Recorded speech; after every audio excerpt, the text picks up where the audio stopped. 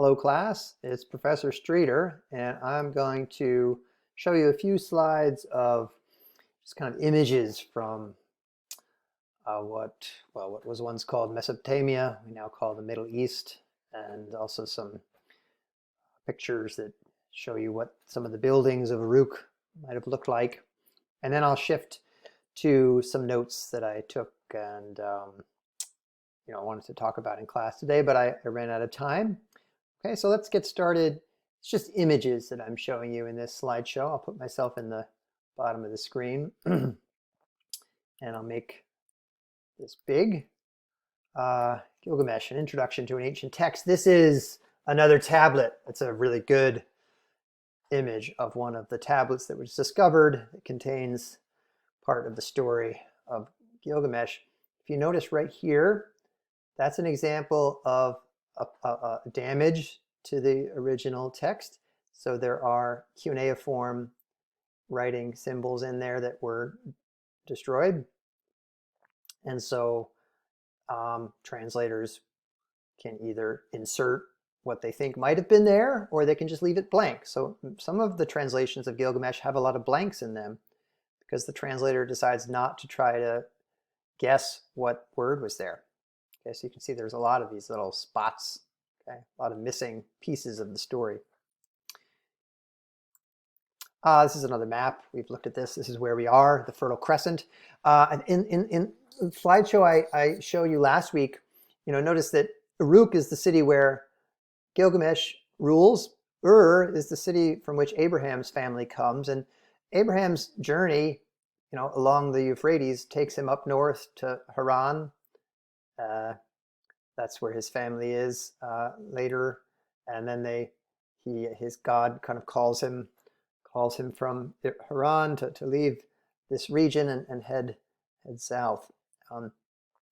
Gilgamesh after the death of Enkidu also kind of makes this journey. He travels north.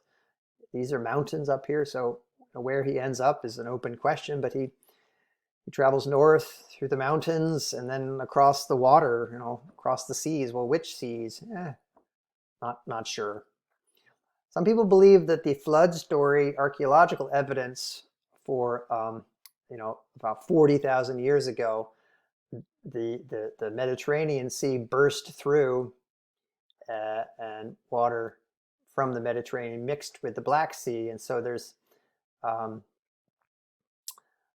this used to be a kind of separate body of water, and so the peoples who lived along this body of water were suddenly inundated with salt water, which would have destroyed all of the crops and made it really hard to grow anything and live. And so some people believe that at the time that these waters burst through here, the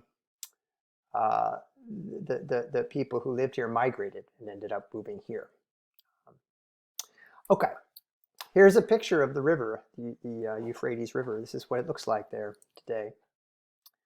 And as you can see, the fertile plains along the river. This is what supported the earliest civilizations. This is an archaeological site. As you know now, this is a war-torn region. So that's an army helicopter flying across the desert. I don't know what city this is, but this is an excavation of ancient walls, so you can imagine the ancient walls of Uruk. This is a computer-generated reconstruction of how the city of Uruk might have looked, or the city of Babylon, a later city, how it might have been structured with the central temple in the middle and the walls surrounding it. And then, outside these walls, this is where the common people would live, but then there would be walls further out surrounding the farms and the houses of the common people. So there's like lots of walls. This is another rendition of I think the city of Babylon along the river and how it might have looked, with again the temple at the center. This is a picture of the gates of Babylon, which is the gates to the temple of Ishtar, I believe. How they would have looked, the blue stone, lapis lazuli, that's the color there, a dye. But lapis lazuli is a gemstone. Sorry, I don't know how these walls would have been colored blue, but this is how they would have looked according to archaeologists. So, and you can see the mosaic with the animals, and this is the entrance to the temple. This is a ziggurat, an existing ziggurat in I don't know, but in what is now Iraq. Those are some American soldiers standing on top of it. But this is the style of building that would have been at the center of the city. Different from an Egyptian temple, also performed a different function. Sorry, the Egyptian, I'm sure you're familiar with pictures of the Egyptian pyramids. This is a different structure, the Mesopotamian ziggurat. And many people feel that the tower in Babel, in the story of Babel in chapter 11 of Genesis, is a reference to a Mesopotamian ziggurat. So these kind of big, chunky structures that were, got quite tall for the time. This one's been damaged by time and wind and rain. It was once taller. There's Gilgamesh with his lion. There's a picture of Gilgamesh killing the bull of heaven. This is a stone carving. There's a stone carving of Enkidu with his beard.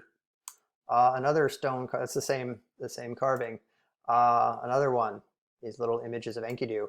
Here is a stone carving of Enkidu and Shamhat together. So pretty sexually explicit ancient carving of that initial encounter between Enkidu and Shamhat. Here's this would be produced with, you'd take a signet ring and sort of, or a signet, and roll as a piece of metal with the carving in it, and you'd roll it across wet clay and create this image. I don't know how large this was. It might have been a larger signet. Some of the signets were larger, some were smaller. But this is an image of Shamhat on the left, standing next to Ishtar, the goddess of love. So Shamhat is a priestess. She honors the goddess of love by practicing the love arts in the temple. Gilgamesh and Enkidu here with their swords. And here again is, I think, Gilgamesh killing the bull. This is just an image of a shepherd and playing, I think, an instrument. I'm not sure what he's carrying. I think or maybe that's just his staff. But there are many carvings of sort of everyday life in Mesopotamia. This is an example of one.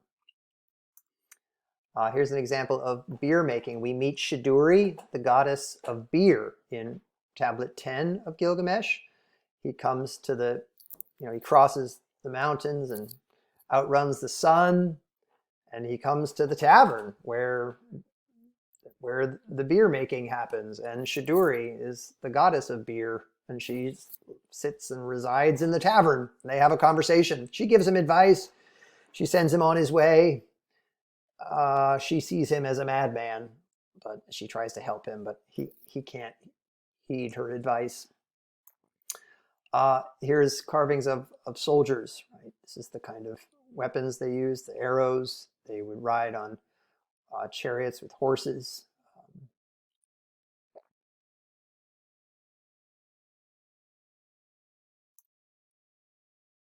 Actually, I'm not sure. I just said that, but I'm not sure about that. I'm not sure if they had horses. We can look into that. But they have the weapons. I'm pretty sure they're on a chariot that is being driven by horses. Here is an image of Shamash sitting on the large figure here, sitting. Shamash is the sun god, also the protector of King Gilgamesh. So here's the sun and people worshiping the sun, and behind the sun is Shamash, kind of, I don't know what he's holding in his hand. But this is an image, a sacred image of the worship of the sun god. Here is an image of Aruru and her various attempts at making humans, right? These figures surrounding her are kind of her creations. She's experimenting with making the human. And here is the father god, the husband of Aruru, and his daughter Ishtar. So Ishtar is the daughter of Anu, the sky god, not the sun. Shamash is the sun god. Anu is like the sky god. And Ishtar, the goddess of war and love. Here she's riding, I think, a lion, and she's got this brightness surrounding her. Here again, another image of Ishtar. I think this is an image of Ishtar. It could also be her sister Ereshkigal, who is the goddess of the underworld, and they have many conflicts. But I believe this is another representation of the goddess of love. There are owls there. There's the lions, kind of interesting wings and feet. Interesting in this carving. Here is an image of Humbaba, a carving of Humbaba, the face of Humbaba. The thought was that you couldn't look the monster in the eyes without dying, that his eyes kind of would, are lethal. You had to just turn away. There's other stories about Humbaba, but there we have his eyes. Okay, I'm going to wrap this up soon, and we'll do a second video with the notes. But I think this is fun, looking at all these images. There's another image of Humbaba, the creature in the forest, who Enlil put him there to protect the forest. And of course, Enkidu was raised in the forest. And so the tragedy here is that, Enkidu goes back to the forest that raised him, and he destroys, its protector. It's kind of a tragic story. And so there they are, Gilgamesh and Enkidu killing Humbaba. There's another image of the killing of Humbaba. Here are the trees that they cut down. The trees of Lebanon are famous. This is an image of the trees of Lebanon, a photograph. Very famous. There still are trees in Lebanon. The cedars of Lebanon. But, the forest is smaller than it used to be. And I think what we have in the Gilgamesh story is the beginning of man's destruction of the natural world, right? The destruction of the cedar forest in Gilgamesh. The cedars are still protected in Lebanon, but it's becoming an ecological, environmental issue. The encroachment of humans on the forest. Gardens are important in Genesis, right? Man is put in a garden by God to tend the garden. But like the garden, think about how to picture the garden. Well, the Mesopotamians built gardens. They built walled gardens. Okay, here's a garden party of the Mesopotamian king Ashurbanipal. He's another famous king, comes much later than Gilgamesh. We know more about him and how he ruled and his laws and edicts, but also how he lived. He lived a life of luxury. Here he is in his garden being waited on by his servants. Here's an example of an Egyptian garden, a walled Egyptian garden, okay? So when you picture the garden in Genesis, what are you picturing? Probably, the original readers of this text would have pictured something like this, but Adam is placed in it to tend it. Here in Babylon, right, there supposedly were these hanging gardens that were built into the walls of the ziggurat and into the walls of the temple and the main buildings. Again, this is a computer-generated image of Babylon and how the gardens might have looked. In this country, we think of the West, as a kind of garden. These are American painters picturing the Rocky Mountains, right, the frontier, right, and there's a kind of, I don't know, a spiritual, religious reference here, but the idea of nature as the garden. Again, sort of, this is a depiction of, I think, not the American West, but like the tropical, but then an American painter, right, sort of trying to imagine, right, a return to nature, a return to the garden. Okay, and here's a famous painting of Adam and Eve in the garden, right before they eat from the fruit of the tree of knowledge, and there's the serpent and the animals, right? Like the life of Adam starts out, he lives with the animals, right? Much like Enkidu, and then sort of God sort of forms, or then Eve is formed out of a part of his body because he needs a companion, and he can't be companions with the animals, right? Similarly, right, Enkidu can't really be companions with the animals. He needs a companion. He needs Gilgamesh. He first finds Shamhat, but then he ultimately ends up with Gilgamesh. Okay, here's another image of a famous painting by Bosch of the various stages of their banishment from the garden. Okay, another picture of the banishment. All right, and so we've run out of time, but I hope that was useful, and I will see you in a minute with another video about the notes that I took today.